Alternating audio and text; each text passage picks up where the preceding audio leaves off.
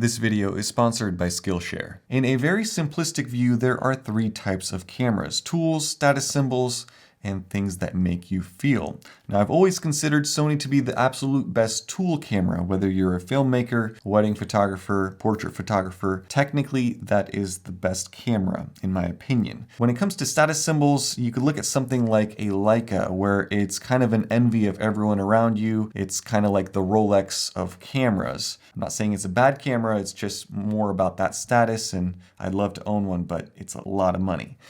And when it comes down to feeling, I think that there is no camera company that does it better than Fuji. And this is not dismissing the emotion that other cameras create when you use them, but if there's one thing that I've seen clearly echoed from one end of YouTube to the other, is that when someone shoots Fujifilm, it is about the emotion that that creates. And so recently I sold my Sony ZV-E10, and while my cursor was hovering over that order button on the new ZV-E10 II, I had a thought: why not try Fuji? And so I started researching, dove into the forums and videos and opinions, and while everyone was pointing to the new X100VI as the ultimate feels camera, its $1,600 price along with a waiting list and tens of thousands of videos about it made me decide that I wasn't going that route. I wanted to experience Fuji and maybe gradually build up to something better later. After all, you don't buy your 16-year-old kid a 911 as a first car. Now, Fuji does not make full-frame cameras. In fact, up until recently, they focused exclusively on APS-C sensors, and really now they're doing APS-C and medium format, so larger than full frame, but still no full frame cameras. And so I started researching APS-C sensors, and I found that the majority opinion is that the X-Trans 2 is the one that's most magical. And what I mean by magical is that it has a combination of good resolution and a bit of that vintage film camera look built in. It is argued that the X-Trans 1 is too slow, and the X-Trans 3 finally became usable for quote-unquote professional work, which means keeping up with DSLRs and other mirrorless brands. And the X-Trans 4 is really on par with what you get in any modern mirrorless camera. And so in true Arthur fashion, I picked up this, a Fuji X-E2S, which is effectively an X-E2, an 11-year-old camera from 2013. Now remember, the A6000 was released in 2014, a year after this camera, so you have to temper your expectations at least a little bit. That being said, I have to say it is absolutely incredible how well old Fuji cameras hold their values. The Fuji X100T, which was released the same year as the A6000, still sells for over $900 regularly on eBay. That's a 10-year-old camera with Toyota residuals, I guess. That's another reason I picked up this X-E2S. For some reason, these cameras are a little less hyped perhaps, so I picked it up for $400. For a lens, I found a used Fuji 35mm f2.x-C, which is the plastic version of the regular XF, for $150. And then I had to get a little red shutter button and a thumb grip from Amazon, so all in, this entire setup cost $567 US. And there is something special about this camera setup, enough to the point that after my recent trip to Oregon, I started binge watching some street photography class on Skillshare. Skillshare is the largest online learning community for creatives, and it features thousands of classes led by experts in film, illustration, productivity, and a lot more. It's the place to go if you want to take your hobby or your career or passion to the next level. This class that I'm going through is called Street Photography, an in-depth and complete guide, and it's an 87-lesson, 9-hour course, and I'm about 30% through at the moment. I haven't even gotten to the gear section, which is lesson 42, but it just goes to show that there is so much more to photography than just a camera and a lens. The discussions around feeling and light and composition and emotion and storytelling is a perfect accompaniment to this camera that I'm talking about today. And Skillshare also has recently improved their class system with smarter class categories, 3 new class topics, and the ability to find classes by software and material. Look, there are a lot of ways to spend your hours. Janessa likes to binge watch Love Island, which... can you learn really anything from that show? I would argue no. So if you do want to get serious about your photography, videography, your side hustle, your skills, just improve and learn and get better as a person, I'd encourage you to check out Skillshare. The first 500 of you to sign up with my link down in the description will get a free 1-month trial of Skillshare, so definitely check it out down below. Now, let's take a look at what this camera is capable of. These are all handheld shots straight out of my camera. All of these are JPEGs from my recent trip to Oregon. Ready, set, go.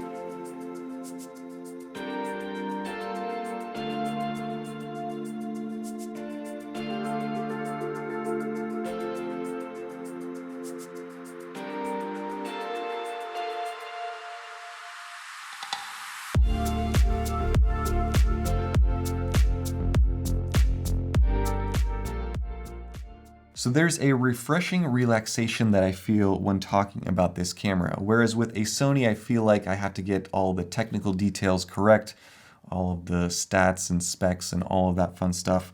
And with the Leica, I feel like I'd have to change my wardrobe. With the Fujifilm, I can just talk about my feelings, and that's pretty easy. I'm happy with it.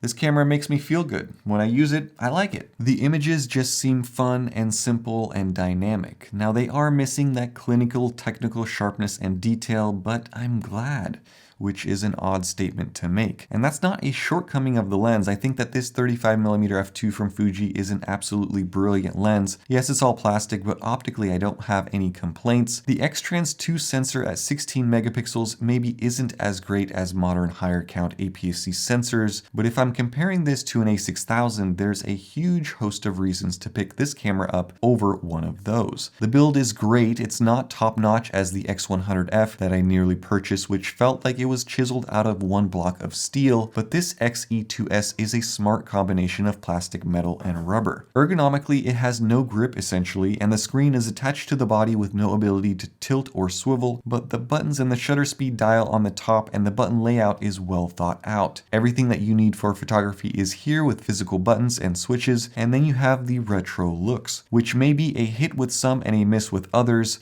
I personally like it. I think if I was comparing this to an A6000, I would be drawn to this body. Rendering of images and film presets and the ability to modify film presets is what sets this Fuji apart, and really it's what continues to propel it forward. If Sony is driven by technological advancements, Fuji feels like it's driven by enthusiast film photographers who want their modern cameras to exude the charm of the 80s and the 90s. I used classic chrome with a few slight tweaks, and I was pleasantly surprised by the images. I kept thinking, could I create the same image with my A6000? And the answer is no, maybe in post, but certainly not in camera with a few quick changes.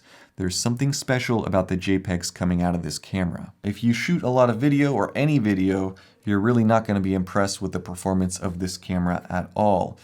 It does do 1080p at up to 60 frames per second, but the autofocus is really not reliable, not quick, not good for video. And ultimately, that is the biggest problem with this camera, and that is autofocus. There is a certain level of confidence that you get with an A6000 or a Sony camera in general when it comes to autofocus. With Fuji, the autofocus is less reliable, less accurate, slower, tends to misfocus a lot with complex scenes or multiple subjects. The A6000 came out with 179 autofocus points, this Fuji just 77. And so as a result, I threw away a ton of images, which is unfortunate when you have only a split second to capture a moment. The last negative is the battery life, which isn't great.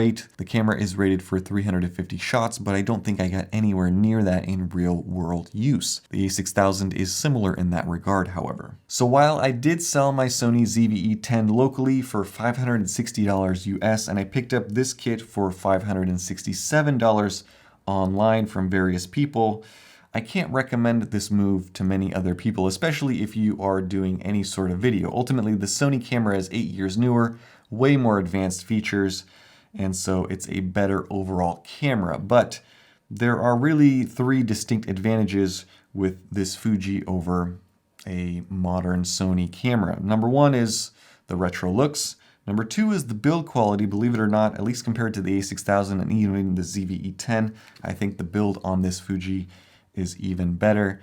And number three is the vintage look and charm of those JPEGs, especially with the film simulations. And the only other thing that I do want to mention that I forgot is the shutter noise, because this is something that Fuji got right on this camera many, many years ago. And just take a listen to this.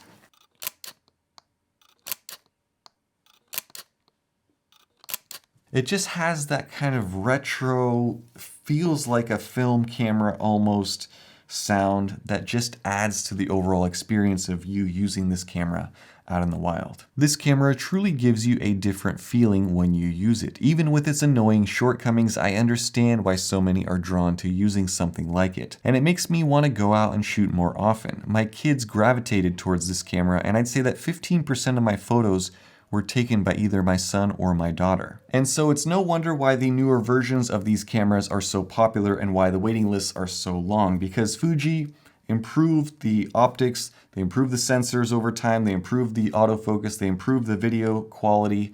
And so now these cameras are definitely more capable than they were 10 years ago, and they still carry some of that charm, maybe to a lesser degree, but still they have some of that old school film charm that so many people are chasing. And really, even after using this camera for about a month, I find myself wondering, should I pick up a newer version of it?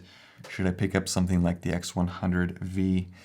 We'll see. And that's not even the entire story, because within a couple of days of purchasing this camera, I picked up another Fuji body camera, but I'm going to save that one for an upcoming video. So stay tuned for more. Thank you guys so much for watching. Have a nice day. Bye-bye.